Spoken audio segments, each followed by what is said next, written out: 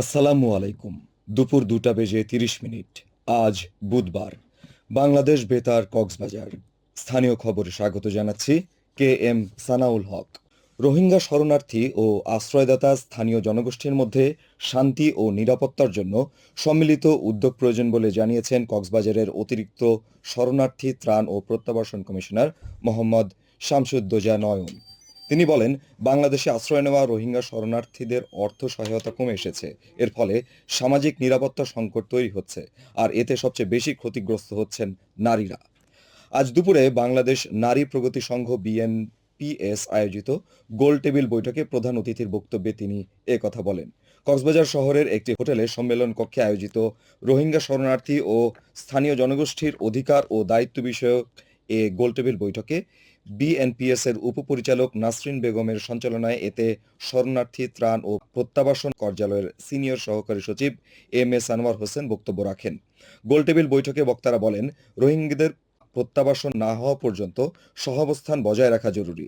বৈঠকে সরকারি কর্মকর্তা, NGO প্রতিনিধি সহ সংশ্লিষ্টরা উপস্থিত ছিলেন। ত্রয়োদশ জাতীয় সংসদ নির্বাচন ও গণভোটে অংশ নিতে কক্সবাজারের 4টি আসনে 12 জন প্রার্থী মনোনয়নপত্র সংগ্রহ করেছেন। আজ বুধবার পর্যন্ত কক্সবাজার জেলা রিটার্নিং কর্মকর্তা ও জেলা প্রশাসকের কার্যালয় এবং সহকারী রিটার্নিং কর্মকর্তা ও উপজেলা নির্বাহী কর্মকর্তার কার্যালয় থেকে এসব মনোনয়নপত্র সংগ্রহ করা হয়। জেলার রিটার্নিং কর্মকর্তার কার্যালয় থেকে জানানো হয়, 4 আসনে বিএনপির সালাউদ্দিন আহমদ সহ 4 জন এবং অন্যান্য দল ও স্বতন্ত্র প্রার্থী মনোনয়নপত্র সংগ্রহ করেন। জেলা প্রশাসক বলেন, আগামী 1 থেকে 3 জানুয়ারি প্রার্থীদের মনোনয়ন বাছাইয়ের সময় নির্ধারণ করা হয়েছে।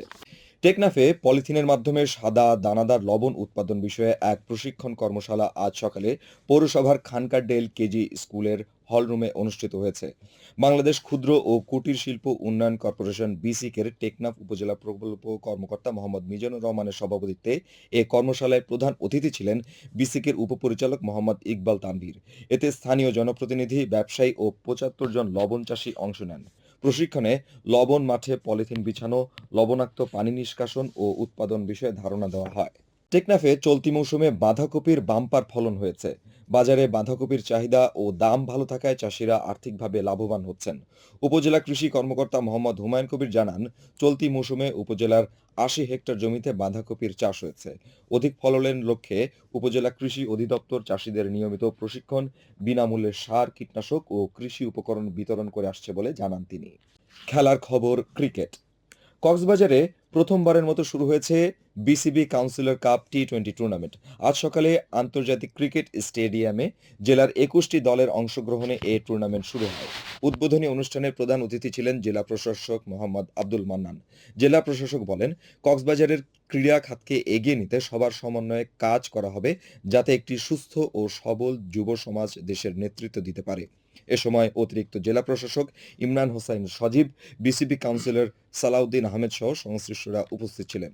এই টুর্নামেন্টের প্রথম রাউন্ডে 7টি গ্রুপে 21টি দল অংশ নিচ্ছে এবং প্রতিদিন স্টেডিয়ামের 2টি মাঠে 4টি করে ম্যাচ অনুষ্ঠিত হবে বলে জানান আয়োজকরা।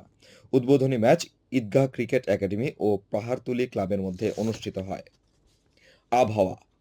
আগামীকাল দুপুর 12টা পর্যন্ত 24 ঘন্টার পূর্বাভাসে বলা হয়েছে, আকাশ অস্থায়ীভাবে আংশিক মেঘলাসহ আবহাওয়া শুষ্ক থাকতে পারে। কক্সবাজার সমুদ্র বন্দরের জন্য কোনো সংকেত নেই। আগামী 24 ঘন্টায় দিনের তাপমাত্রা প্রায় অপরিবর্তিত থাকতে পারে ও রাতের তাপমাত্রা সামান্য কমতে পারে। আজ সূর্যাস্ত যাবে সন্ধ্যা 5টা 16 মিনিটে। আগামীকাল সূর্যোদয় হবে ভোর 6টা 28 মিনিটে। আজকের সর্বনিম্ন তাপমাত্রা ছিল 18.4 ডিগ্রি সেলসিয়াস এবং সর্বোচ্চ তাপমাত্রা ছিল 26.1 ডিগ্রি সেলসিয়াস। এখন জানিয়ে দিচ্ছি বাঁকখালী নদীর মোহনা ও সংলগ্ন এলাকার সামুদ্রিক জোয়ার ভাটার সময়সূচি। আজ ভাটা শুরু হয়েছে দুপুর 12টা 53 মিনিটে, চলবে সন্ধ্যা 7টা 2 মিনিট পর্যন্ত। জোয়ার শুরু হবে সন্ধ্যা 7টা 2 মিনিটে, চলবে রাত 1টা 14 মিনিট পর্যন্ত। পুনরায় ভাটা শুরু হবে রাত 1টা 14 মিনিটে, চলবে আগামীকাল সকাল 7টা 50 মিনিট পর্যন্ত। সবশেষে পর্যটক বার্তা। পর্যটন নগরী কক্সবাজারে আগত ভ্রমণ পিয়াসুদের সাগরের পানিতে নামার পূর্বে সাবধানতা অবলম্বন করার জন্য অনুরোধ করা হচ্ছে।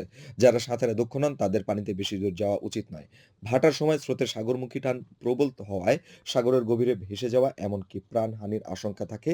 সেই সাথে পর্যটকদের স্বাস্থ্যবিধি মেনে চলার পরামর্শ দেওয়া হচ্ছে। খবর শেষ হলো। আমাদের পরবর্তী খবর প্রচারিত হবে আজ বিকেল 4টা বেজে 30 মিনিটে ইংরেজিতে।